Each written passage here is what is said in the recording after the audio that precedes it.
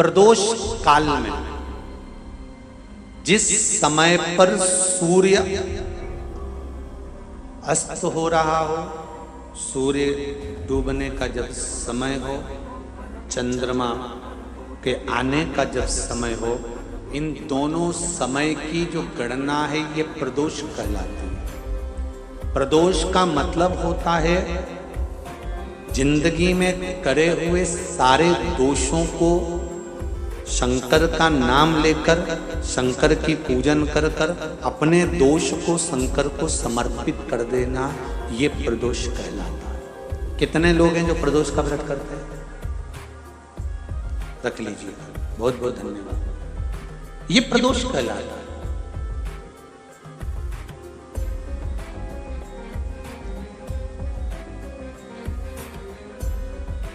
अपने दोषों को शंकर भगवान को दे देना। शाम को 4 बजे से लेकर 7 बजे के बीच में शंकर और पार्वती के भ्रमण का समय रहता है। मेरे देवाधिदेव महादेव और माता पार्वती के भ्रमण का समय, भगवान शंकर पार्वती घूमने को निकल गए। इसलिए हमारा सनातन धर्म कहता है शाम के समय पर माताओं को झाड़ू नहीं लगाना चाहिए, शाम के समय पर माताओं को चूड़ी बिछिया नहीं बदलना चाहिए, शाम के समय पर माताओं को मांग में सिंदूरा नहीं भरना चाहिए, शाम के समय पर माताओं को बाल नहीं बांधना चाहिए, शाम के समय पर माताओं को चौखट पर नहीं बैठना चाहिए। उसका कारण क्या है? क्योंकि पार्वती जी ने भगवान भोलेनाथ जी से कहा था कि तुम मुझे रोज शाम के समय प्रदोष काल में भ्रमण के लिए लेकर जाते हो, मेरे लिए आज्ञा क्या है? शंकर भगवान ने कहा सुनो पार्वती, मंदिर के अंदर नंदी रहता है, जाने वाला यात्री जब मंदिर में मेरा दर्शन करने आता है तो नंदी के कानों में कहकर जाता है कि शिव जी को मेरे यहाँ लेकर आना। मैं नंदी के अनुसार उनके घर जाता हूँ। मेरा काम है उनका कल्याण करना और तेरा काम है उनके घर की नारी को अखंड सौभाग्यवती का वर प्रदान करना, ये तेरा काम।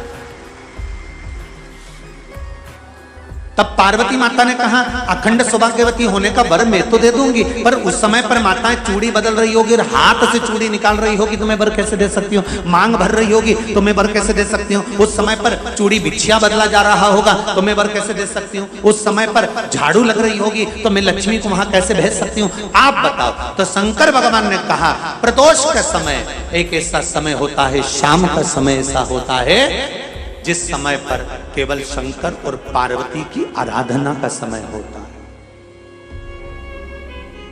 हम तो कई लोगों से कहते हैं अगर आपके यहां संपदा नहीं आ रही है, बहुत मेहनत कर रहे हो, फल नहीं मिल रहा, कहीं नौकरी, कहीं सर्विस या कहीं व्यापार या व्यवसाय में कहीं तकलीफ आ रही है, हम सबसे कहते हैं शाम का समय पकड़ लो, शंकर जी के मंदिर में दिया लगाना प्रारंभ कर दो।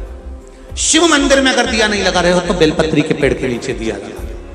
बेलपत्री और शंकर जी के मंदिर में दिया नहीं लगा रहा तो शंकर जी के मंदिर के बाहर चौखट पर दिया लगा।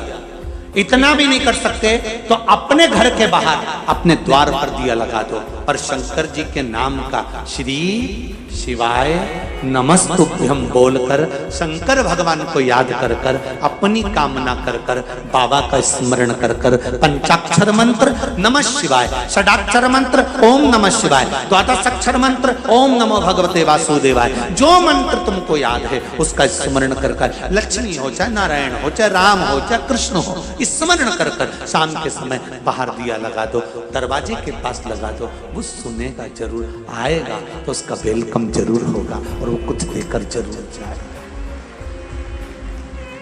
नियम तो बनाओ,